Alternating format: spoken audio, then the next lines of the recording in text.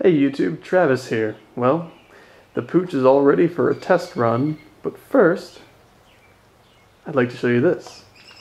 This is a Garelli Gransport moped, which I acquired for the price of $0.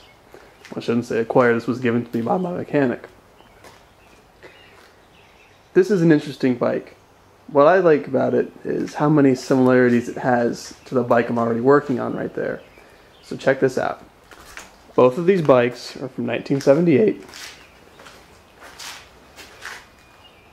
They both have 1,500 miles on them, so says the speedometer. And, this is pretty cool, they both use the same spark plug. This one has a nice little mechanism here where you don't even need a spark plug wrench. The spark plug's kind of just hanging out here for you to look at.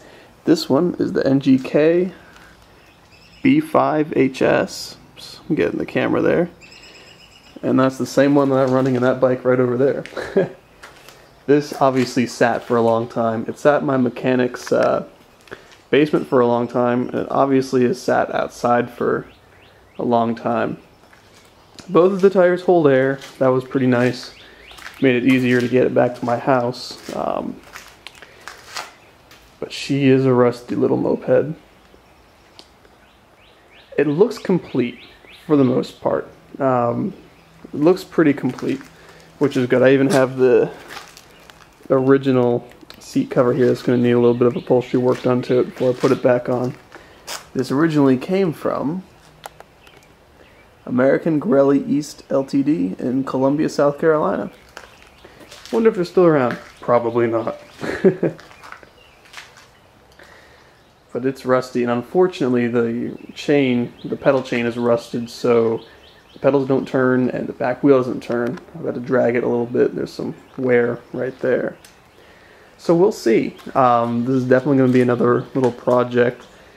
Definitely not as pretty as the Puch, but there is still support for these guys, which I thought was pretty cool. Not 1977 mopeds.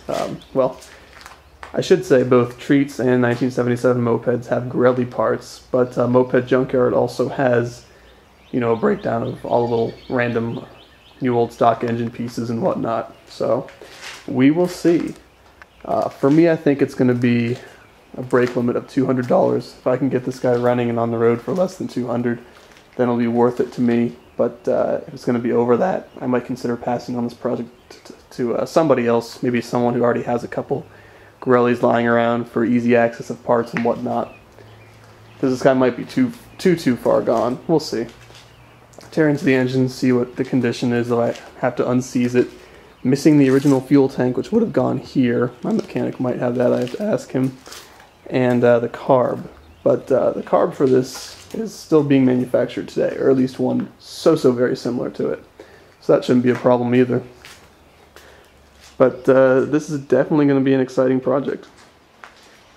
I especially like the fact that I got it for no money. It's going to be pretty nice. Now I'm going to have to go through the process of getting a title for it if it does turn out to be an easy runner, which in the state of Pennsylvania is a very complicated thing. But I'm up to the task. Well, this should definitely be an exciting little project. I'm definitely going to check into it. I'll update you YouTubers with the status of the engine and the electricals, if we have spark or not.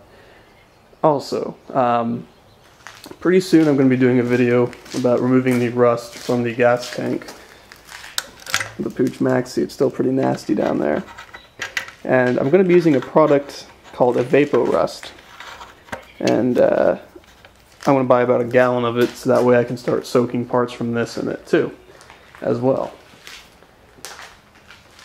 But here we have another all-original bike with seemingly only 1,500 miles on it. It could have rolled over, but I find that unlikely.